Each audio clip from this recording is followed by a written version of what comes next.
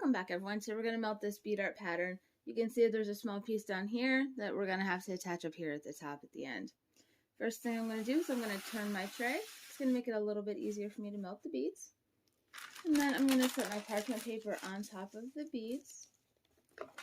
And I always like to start with the small section here that needs to be attached at the end.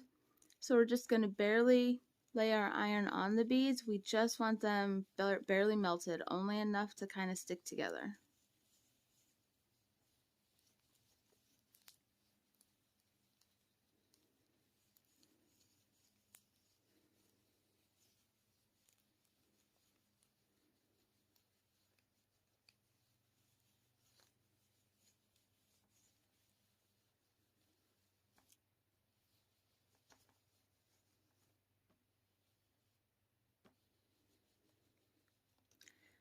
Right, after that, I'm going to come up to the top, and it's the same thing. I just want these first couple rows barely melted, just so that we can attach the beads at the end.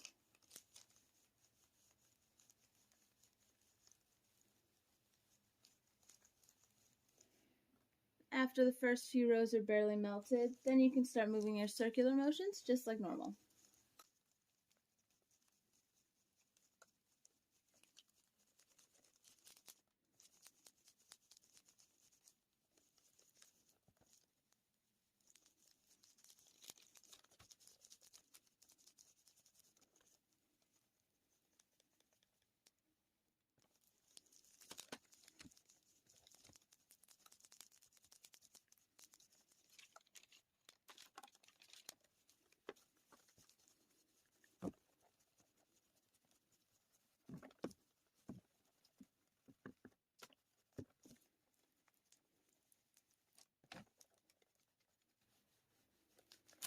When you can see through the parchment paper that all the beads are fully fused together, then you're finished melting.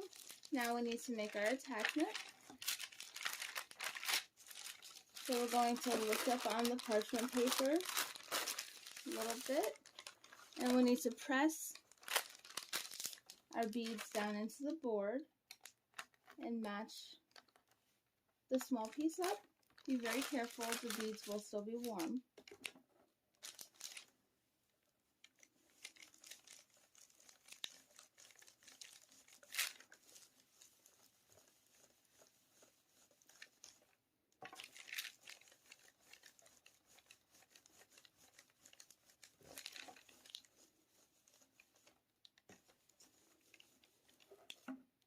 Once your two sections are melted together, then you're finished melting.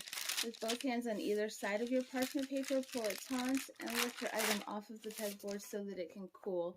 We don't want to pull the beads or the parchment paper off the beads. It could cause the beads to pull apart.